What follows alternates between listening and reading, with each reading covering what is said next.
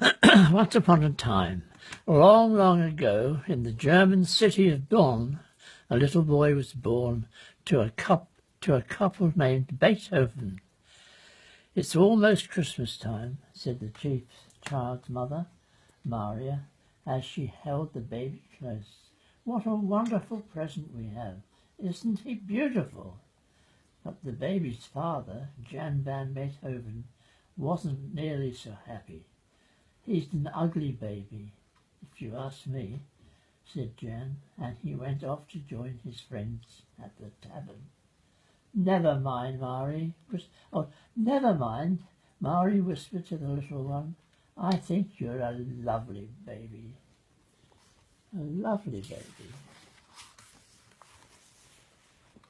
Just then Jan's father came bustling into the room. "Wonderful, wonderful," he cried, when he saw his new grandson. "You mark my words, Mari. This boy will be a fine musician some day."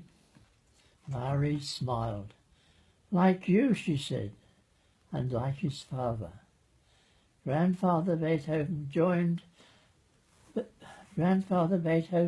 looked unhappy then. He did not like to think too much about Jan. Jan could have been a marvellous singer, but he wasted his days at the tavern with his ne'er-do-well friends. Mari had named the baby Ludwig after his grandfather, and as time went by, she gave him the things a good mother gives to her child. She gave him tenderness and care and love. Soon Mari noticed that Ludwig wasn't quite like other little boys. He heard things that most children never noticed. He clapped his hands with delight when the church bells rang out.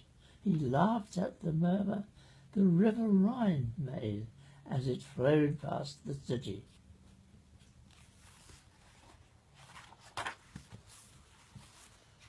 One day, when Mari was busy with her housework, little Ludwig found the front door open. He looked out at the narrow, cobbled street that ran past the house.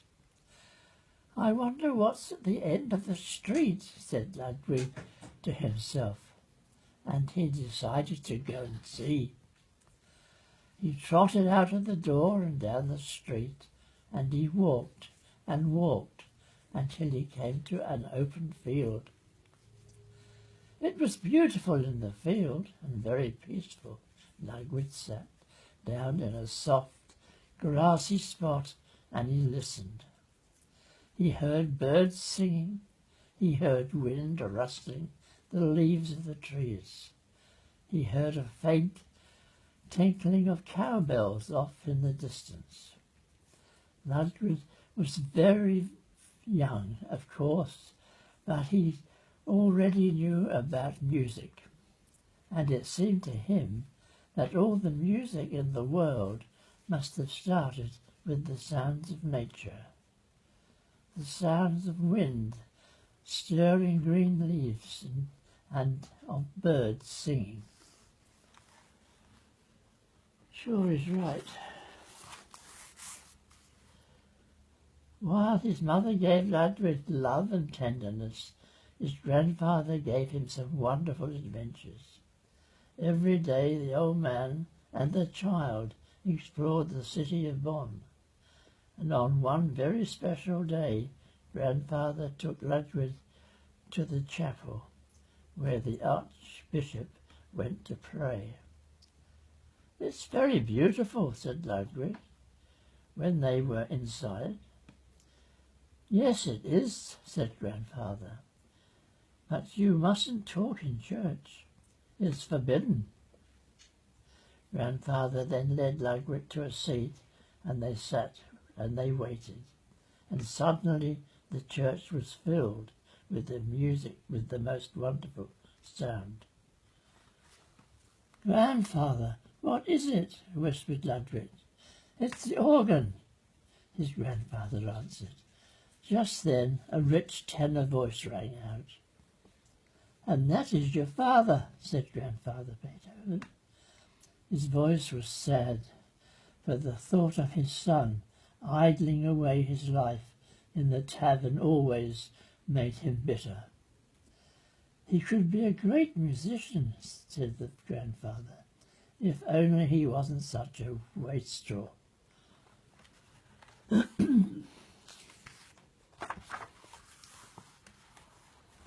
As Ludwig grew bigger, he and his grandfather often went far beyond the streets of the city. They took long, rambling walks through the fields and the valleys around Bonn, and they talked about nature and about music. Sometimes, when they were tired of walking, they rowed a boat down the river Rhine. "Will we always be together?" Ludwig asked his grandfather. "Will you always take me to see wonderful things and to listen to beautiful music?"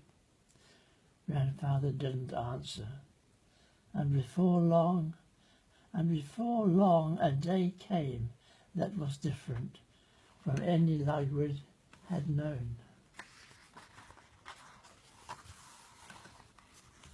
Ludwig was playing by himself when he realized that the house was very quiet.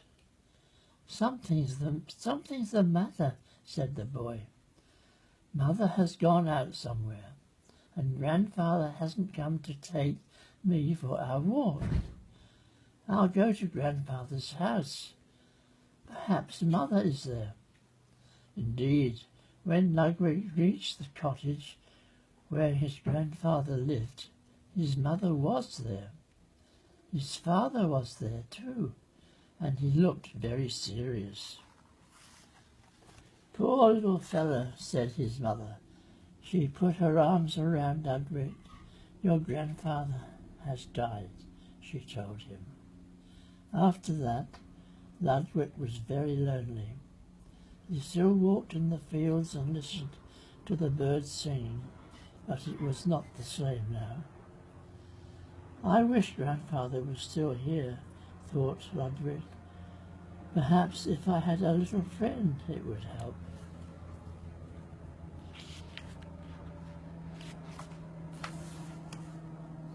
One day Ludwig couldn't go to the fields because it was raining. He wandered through the house and came across a curious box that his father had brought home. "I wonder what's in it," said Ludwig to himself. He looked around to see if anyone was watching.